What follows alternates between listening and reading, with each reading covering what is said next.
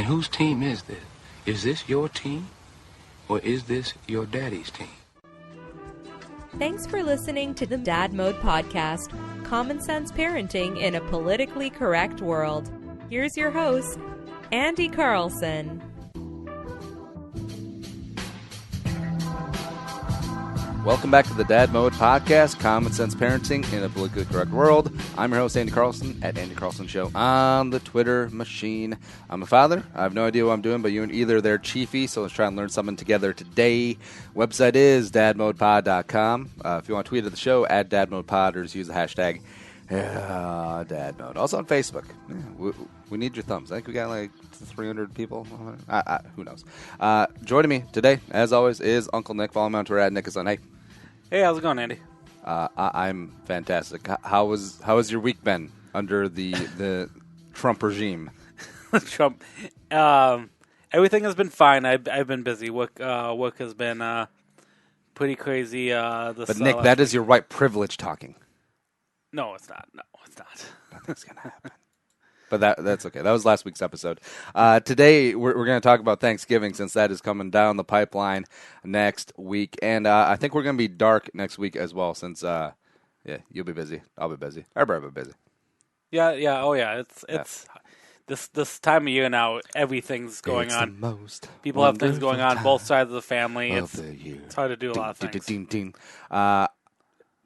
If you had to pick one holiday, like which would you prefer? Not like the lead up or everything surrounding it, just the day. Christmas Day or Thanksgiving Day? Gosh, that's a tough one. Because Christmas has a nice little build up to it. You know, a couple of nice weeks of holiday parties and seeing family and friends, and everyone's not an asshole to each other because it's Christmas. And but there's no build up to that with Thanksgiving. It just kind of appears. I feel like there are some negatives. The build up of the pressures of, oh my God, who do I have to shop for? Where do I have to go? This or that, or if you have bad relationships with family or friends or something, like, oh, I have to go to Aunt Edith's again. Oh man, I don't know. I want to say actually I don't mind Thanksgiving because it's not too.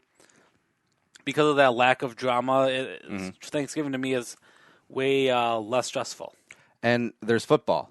There's football on Thanksgiving. I know that there's a couple of college football bowl games, and then also a NBA is obviously on Christmas Day.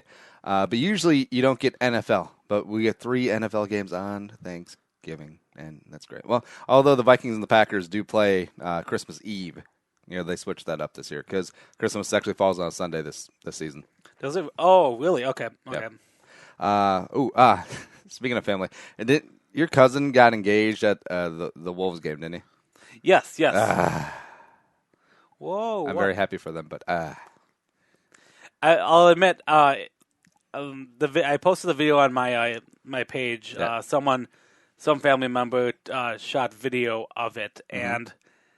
All right, I'll do the quick rundown with it because I don't want to bore too much of our time here on the show.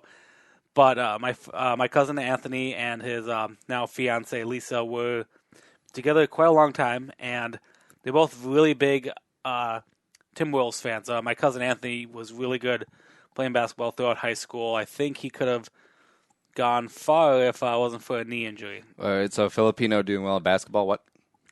That happens. No. Okay, after the show, Andy, we'll talk about the Filipino Basketball Association that happens. I know that they're hardcore, except like their center, their low post guys are like 5'10".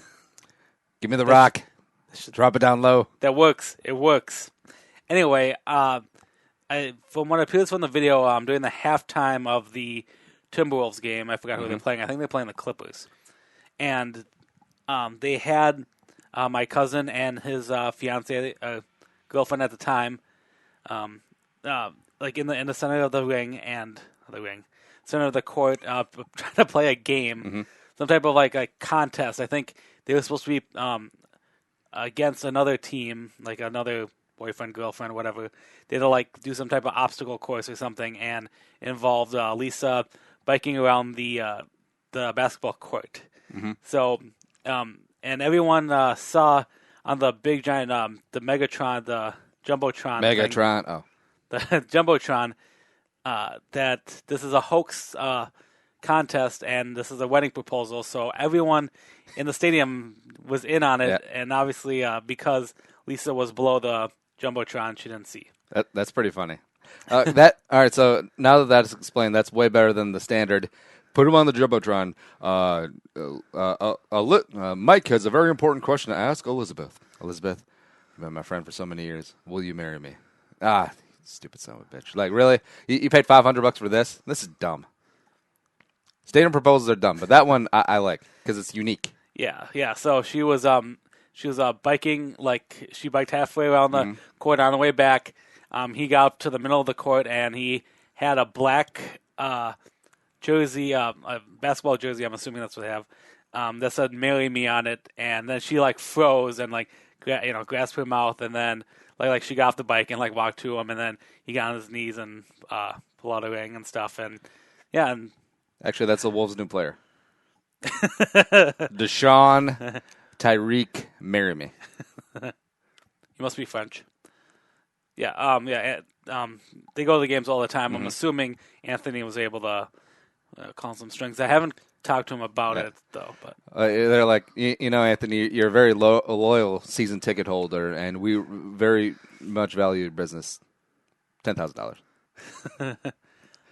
We'll make it $350. We usually charge $120,000, but Anthony, here's what we can do for you: $15,000, and you got to renew for next year's season tickets and pay the PSL. Yeah. But anyways, on to Thanksgiving. The traditions, and you start with Margaret. We're trying to, once she gets to the age where she can remember things, we're going to be forming these traditions. The past couple Thanksgivings have been kind of wonky because the wife's side of the family is the side that we go to for Thanksgiving. Her mom usually works on Thanksgiving Day, and then it's just like, all right, so do we get together for Thanksgiving dinner? But we're driving, and that's just kind of weird. So this year we're actually just staying at home, just the three of us, and we're going to watch the football. The Vikings play the early game against the Lions, so that'll be a bloodbath. And yeah, we're just going to chill, have a nice little family Thanksgiving. But I think they are going to make a more concerted effort as years go by to have the whole side of the family get together in one of those large Thanksgiving things. And I think that's good. I think Thanksgiving should be a large family gathering, like even the people you don't like in your family, and they're numerous. Okay, I'm going to go opposite side this year. I'm a big family man, Filipino. The problem with family, mixed families, you have my mom's side and my dad's side, so it's hard to it gets hard to balance stuff when one group is doing it and another group is doing it, and if it's not my, like when my mom and dad, if they were hosting, then they would invite both sides, and then we would do it at my house, at our house. But obviously, she's gone now, and me and my dad, we don't. Not close anymore. Wait, tell me, you just bought him? Didn't you just buy him like a car? I bought him car parts. Ah, there you go. And so for the last couple of years though, to kind of, be somewhat close to my dad, but as my dad kind of, being antisocial, kind of, drifting off, older in age, me and him are going to try our second year of going to the casino for Thanksgiving. Just me and him. All right. So do they actually do like a Thanksgiving spread at the casino, or is it crab legs? Because it's Thursday. It's both. Oh, that's pretty sweet. Yeah, because Judge Island Casino, Thursday nights, free plug for you guys there. They have, it's always their seafood night, and for Thanksgiving they do the turkey and all the stuffing and stuff. They had really disappointing stuffing this last year, so this is the make or break year. I was thinking, oh man, maybe it was their first time with a brand new buffet. So, knock on wood, they actually have good stuffing this year. Wait, how can they mess up stuffing? Stuffing is one of the easier things to do. They messed it up. It was it had the consistency of Jell-O pudding. It was really mushy. With the Jell-O pudding pops, and no, see, stuffing is not hard because either A, you do the box, that's completely foolproof, or you get the dried, the giant bag of dried breadcrumbs, and then you add the broth, you add some sage, you can do whatever, and that's easy. It was literally idiot proof. How can you mess that up? They did so bad.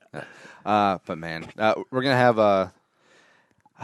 I'm still gonna get a giant turkey because I'm a big proponent of leftovers. So we're still gonna get like a 20-pound turkey, even though it's 2 adults and a baby.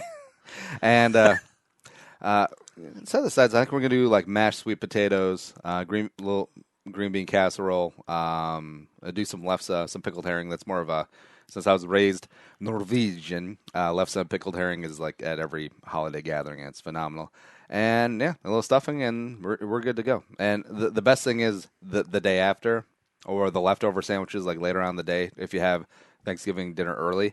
And then here's what you do: you take a dinner roll, and preferably you get the King's Hawaiian rolls. You know, the ones that are slightly sweet. Yeah. All right. So you butter one side with the mashed potatoes. Literally, you butter the other side with you can put the stuffing or the green bean casserole on there. And you put the cranberries, if applicable. You put the squash, if applicable. You put the turkey, and then you put a little gravy on top, and then you just eat the shit out of it. That's what you do. You have to whisper it really quietly. Yeah, and that's Thanksgiving. Obviously, I know that you're a master cook of it. Are you handling most of the cooking then this year, or Crystal? Do you guys swap? I mean, like how, you guys together cooking. I mean, is it a team effort? I mean, does one do one do the other? Well, on like a given evening or just like a random day, I probably cook about 97% of the time. But holidays or Thanksgiving, I like to farm out one thing to her, so she feels like she's helping. It's like if you're cooking with a kid. Yeah. The shake and bake, and I helped. I'm probably going to patronize Muggsy the same way, and like future kids do. But because it's I'm just so used to having everything like ready to go and timing wise, and very micromanager when it comes to cooking dinner and stuff. But I'll ever cook the green bean casserole. Okay. Yeah, she can thaw the green beans. She can mix in the cream mushroom soup. She can top it with the little onion things. Wait, how big is your oven? Can you cook turkey and I'm assuming you bake a casserole, don't you? Yeah. Can you do both at the same time? Probably going to do the turkey in the roaster. Oh, really? Okay. On the garage, yeah. Okay. Yeah, because that works pretty well. What's your favorite way? Have you ever deep fried turkey before? Yeah, deep fried is delicious, except it is a pain in the ass. Yeah, and it can be a mess, and it is always quasi dangerous, and you have to be very careful. But just like, you know what, we can just do one where. Just get up at 5, turn the roaster on, go back to bed, and then 5 hours later you got turkey. Very clever. Yeah. As opposed to, I know deep frying a turkey only takes about hour, 45 minutes, somewhere in there. Yeah, I know it doesn't take like super long, except you have to be out there watching it, and then I know you drink like 6 beers while you're watching, and it's kind of fun, kind of cool. It's like, It's one of those things I think you have to do maybe once in your life or every few years. But I mean, I like a standard like either roasting or oven. I mean, that's just the classics. Also, gravy bugs me because it's very easy to do well, but so many people just completely F it up. Like they try to do putting the thickener into the hot broth, and that's where you always get like the lumpy chunks. And it doesn't matter if you're doing flour or some sort of gravy shortcut, it's always going to end up as a mess. So here's what you do. You set aside some of the turkey drip. Oh, and it also annoys me to no end when people actually buy gravy in jars. You're roasting a turkey. You're going to have these delicious drippings, and you're just throwing them away because you're lazy. I mean, come on. So you set aside the drippings a little bit. And I know some people like be like, oh, set aside the drippings in the fridge so the fat congeals and get out of there. No, you want a little fat. You want a little fat in the gravy. I mean, it's not like this is a kale smoothie. This is gravy, bitch. All right, it's going to be good. So you set that aside, and then what you do, you get a roux. So you put in a little flour and a little butter, probably about half a stick to half a cup of flour, and you melt down the butter in a nice little saucepan that's going to fit all of your gravy, and then just stir it on up. That raw flour taste is going to be cooking out there, and it'll be like a paste. It'll be thick. It'll be like sort of Play-Doh-ish. And then slowly add in that broth and a little bit of salt and pepper to your taste, and you just keep adding slowly, and then eventually it'll thicken up again, and then you add some more, and they'll thicken up again, and then you add some more, and they'll thicken up again, and then eventually it'll get to gravy consistency, and you're in the money. It's not hard. It's not hard. I'm sorry, I'm drooling all over your mic. Sorry, Andy. Sorry, let me clean this up a little bit. That paints a pretty picture. Yeah. Now, I understand that Nana, you love your Nana, you love your mother, but if they can't make good gravy, I will come over and smack them. It's like, because it's not hard. I understand it is part of Grandma's shtick, you know. Like my grandma, she made some lumpy gravy. Also, she puts cinnamon on things randomly towards the end. He was like, "No, a little cinnamon on the pot roast brings out the flavor." I'm like, I was 6 and I knew that was incorrect. Oh, Nana. Yeah, but hopefully, like when Muggsy gets older, when like some of the other kids come along, I really want them to be involved in the process. Like I hope that they're interested in learning. It's like, oh, this is how a pumpkin pie is baked. Oh, this is how squash gets made. Oh, this is how you make the green bean casserole that your mother loves so much and then eats alone in the corner like a hoarder. Just like, that's what Crystal does. And I hope Muggsy wants to know, like, oh, what is the proper way to brine and truss a turkey? Like, why do you actually not put actual stuffing in the burr? Because otherwise everyone's going to get botulism. And things of that nature. Yeah. Oh. See, you just stuff the inside of the turkey with some aromatics. You toss some lemons or some oranges or some apples in there. I mean, it doesn't even be that hard. A couple of cloves of garlic, you're good. Do people put cans of beer in there too? Is that the thing that they do? That's more for chicken. Chicken. Okay. Yeah. Beer can chicken. As you can tell, I don't cook anymore. So yeah, I've Boston Market's usually my go-to place, or KFC. And it's funny, after the election, everyone was like, oh, well, good luck at Thanksgiving, because that's when the family always gets together, and it's usually a generational thing. Politics-wise, younger generation tends to skew more liberal, older generation tends to skew more conservative, and then you add in some booze and some time together, and then some old things come up. It's like, you voted for Trump because you never came to my 9th grade ballet recital, Dad. That's exactly why they vote for Trump. Yeah. Yeah, because you're a racist. I've been lucky in my family. We don't bring up politics hardly at all. And I do. Filipinos don't vote. Shut up. Yeah, I'm just kidding. I think we do. I'll ask my Filipino family actually next time I see them. Usually, I think I'm like 75-80% of my 30-something years. Usually on my mom's side for Thanksgiving, and I'm pretty. And that's a pretty dry Thanksgiving, right? An Irish Thanksgiving. An Irish Thanksgiving. It's just traditional. And just a lot of Diet Coke and tap water going down there. Definitely a lot more water nowadays. I think my family's getting off of pop. And but my family though, my mom's side, I have one aunt who's not eating gluten, and I have one cousin who's doing vegetarian is vegetarian. So that makes Thanksgiving a little interesting. There's that there's the traditional foods as usual, the turkey, the stuffing, corn, but then there's like that's one stuffing that's made with gluten-free bread, or there's that an extra pasta dish that didn't use turkey or chicken or beef broth. I don't know if you have to ever deal with that type of stuff. Well, we've actually been eating like reduced gluten for a couple months, and it's not a celiac disease thing. So it's like if you're going to actually have gluten, like if we have pizza or if we have beer or something like that, just have it. But just have it in moderation. Don't make it a usual thing, but don't punish yourself with like the gluten-free flour or the gluten-free beer, because those always taste like a flip-flop or ass. Or an ass flip-flop. Yeah. And I don't know if your aunt or whoever it is doing the gluten-free thing is for health reasons or just because it's makes them feel a little pep in the step. But you'd be like, Aunt Veronica, you don't need a special stuffing. Treat yourself. We got stovetop. She does have it's not the main disease. She had some type of some gastro something where she doesn't have to be cold turkey alpha gluten. Yeah. By means she's cutting a lot of it out of her diet. So gotcha. So yeah, so it's not like it's not like it's not being trendy or anything. It's she's feeling better. What's your stance on pie? Like, what's your favorite pie besides peanut butter silk?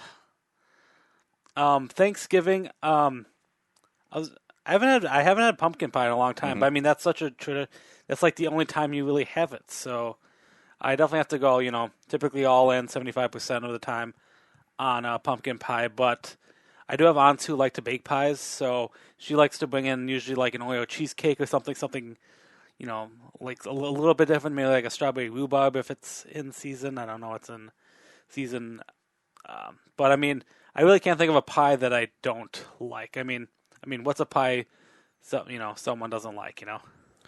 I think the way to go, especially if it's at a larger family gathering and like everyone brings a side dish and a pie, that's the way to go.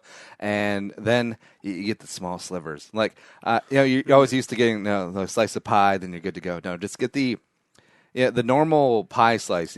Cutting a pie into eighths. Do like a third of that, and then try like 5 pies. That is the way to go. So a 24th slice of pie. Yeah.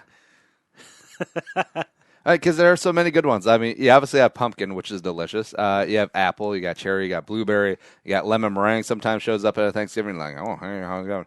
Pecan pie, sweet potato pie. It's so rare, and I've made it a long time because I haven't really thought about it. But sweet potato pie is fantastic.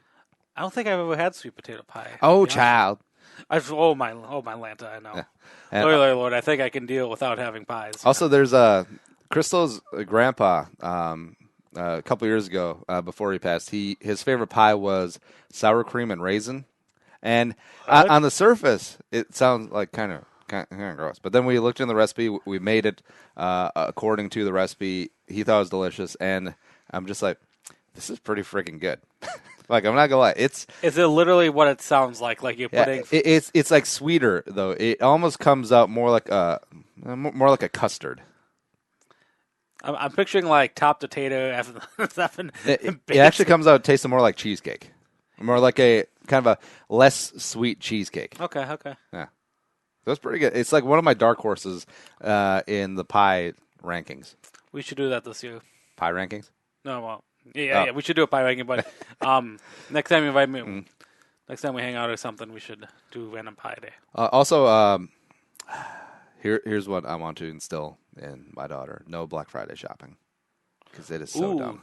That's a good it's topic so to talk about. It's so freaking dumb. I'm very fortunate because the wife does not really care about it all. I think she went out once since we've been together. So in like a decade, she's gone out once, and it's so dumb. She went out for a sewing machine that she never used, and it's sitting in the closet. And when I feel like being snarky, I'll just remind her, like, can you sew me something? So with that sewing machine that you got up at 4 a.m. to go get, could you sew me? When was this?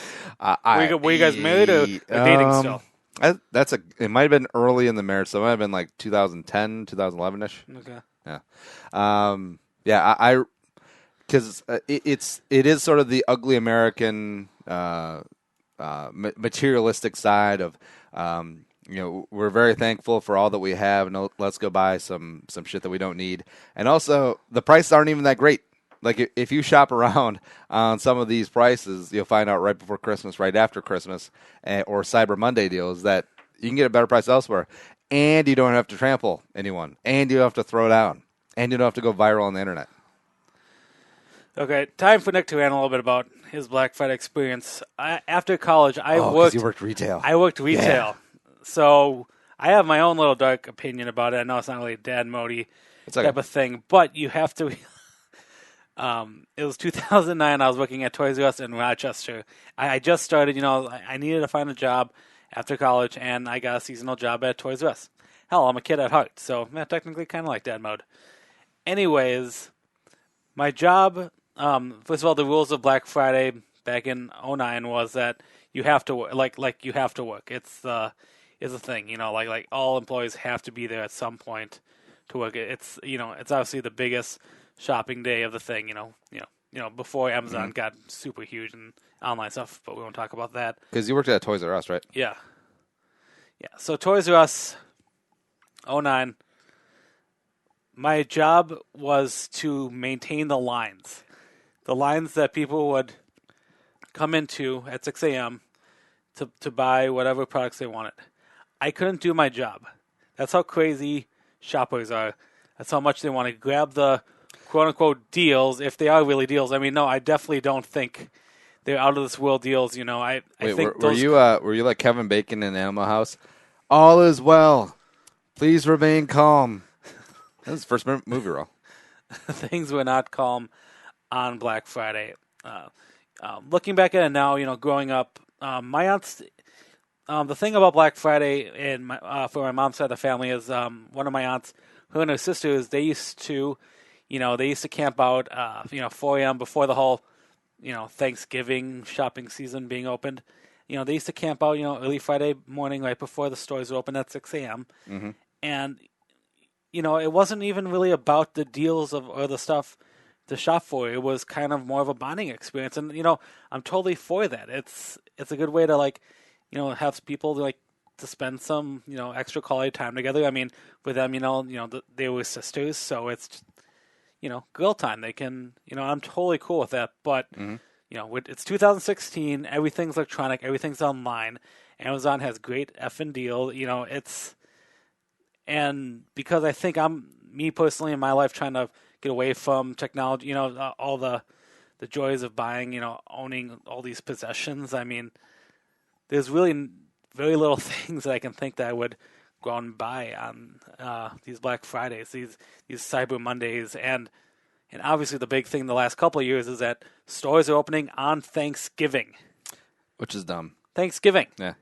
And I always like the stores that are like, well, we are eschewing being open on Thanksgiving or Black Friday and giving our families, our employee families, the time rest. Yeah, because REI, yeah, the outdoor outfitter, yeah, people are really busting down your doors on Thanksgiving to be like, y'all got any carabiners? Shut up. No one's doing that. Everything's online, though. I mean, if I really want to get something, I'm going to go on the internet. It's going to come to me in a couple days. I'm in no rush. Yeah, that's why you should do all your shopping on Amazon. dadmopod.com/Amazon. Bookmark the link. Every time you shop, get all your holiday shopping done on Amazon. We'll get a couple nickels in our pocket and just rattle around like a couple of loose teeth in a spray paint can. What? Did you ever get the adult BS to kids like, yo, I got a can of spray paint, like, you hear that rattling sound? That's a little kid's tooth in there. And you're like, holy crap. No. Where do they get those from if the tooth fairy takes them all? No. No. Is this outsourced from China? Are those Chinese teeth in there? They're probably Chinese teeth. Probably got lead. They definitely have lead in it. All right, so we're going to be off next week as it's going to be Thanksgiving, and we usually record during the week anyways. We'll replay Dad Mode from earlier in the year, but what's going to be coming up from you, Nick? Like, what's new with the Nick Sun podcast? I've been taking some time off because my work's been kind of busy, but I think I'm going to restructure the show during this holiday season until I kind of figure out how my work schedule can let me be able to record more often. So I'm definitely going to, over Thanksgiving weekend, I'm definitely going to shoot off a holiday episode, reflect on, the pop culture of the holiday season with, I missed Halloween, so I'm going to do a Halloween, maybe Thanksgiving kind of combination, and then save next month to do one for Christmas, because there's always plenty of things to talk about during Christmas. And, we're supposed to get some snow tomorrow. I've heard that. Yeah, 'cause I'm dreaming of a white... Ooh, Friendsgiving today, Saturday. Oh, yeah. Can't wait to see you again. Yeah, where are you bringing again? Raising Cane's. Chicken strips. Because, nothing says Thanksgiving like chicken. All right, so here's what we're doing. We're bringing squash, and Chris is bringing pumpkin bars, and we're bringing a big old... since we're doing a deep fried turkey at Friendsgiving, we're bringing a crock pot full of big old crock pot of gravy. Right. And you're bringing chicken fingers. That's good. Well, I don't know how many people. I think there's going to be a good amount of people coming. I don't eat turkey. I eat chicken fingers. Shit. Oh, Make sure you get the cane sauce. Lots of cane sauce. I think it does come with it. Yeah. I was gonna before we close out here. This year for Thanksgiving, I am going to. I'm doing something good on Thanksgiving morning. I'm going. I'm participating in a Hormel. It used to be called Hormel, but it's now a Walk for Hunger marathon thing at the Mall of America. Oh, that's cool. So me and my brother used to do it every year since my mom passed away. But now he's married and kids, and he can't leave the house at 7 a.m. Oh, he can't walk. He can't leave the house. Oh, that's how it goes. He's a dad now. He doesn't have rights. That's cool. Are you taking donations? How can people help out? Yeah. I will. I'll send you Andy the link, and I do have a link on my Facebook page. I'll try to shoot it through Twitter, my Instagram, Snapchat. I'll post it out if you guys want to. And no big deal. But I mean, it's a lot of people. I'm fortunate. Obviously, I'm a big guy, and I like to eat. And it's heartbreaking to know that there are families out there who can go through hard times and not. So, this hunger organization. They help provide food for meals. They have a general fund, and I think they work with the Salvation Army and food shelves. And those sons of bitches can't make gravy either. We'll have Andy throw in a recipe of how to make gravy for these people, for the food shelves. All right, if you want to support the show, tell a friend. Tell all your dads and your moms and everyone out there about the Dad Mode podcast. Show every week about just random parenting topics, me sitting here with my buddy Nick, etc. Show's available on iTunes. Follow us on Twitter at DadModePod, me at Andy Carlson Show, Nick at NickASon. Website is dadmodepod.com. But until next time, be a man, be a father, and go Dad Mode. We'll smell you later. Think the episode you just heard is worth $1? Well, send it our way. Visit dadmodepod.com/support to find out how. Be a man, be a father.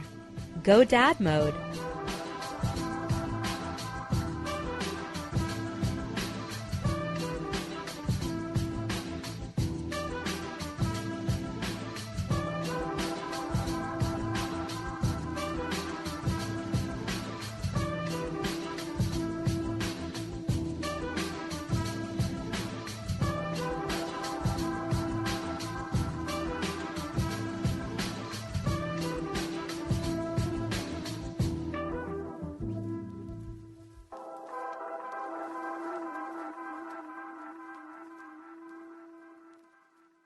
The music is created and produced by Deeb. To hear more of his tracks, visit soundcloud.com/Deeb. Hey everyone, it's me, NickASon, aka Uncle Nick, co-host of the Dad Mode podcast. Before we begin the show, I thought I'd let you guys know about a side project I'm working on called the NickASon podcast. That's right, I am hosting my own podcast where I talk about the latest news in the entertainment world. From movies, television, music, anything pop culture, I talk about it on my show. So please check me out, the NickASon podcast. We air new episodes every Wednesday. Now, on with the show.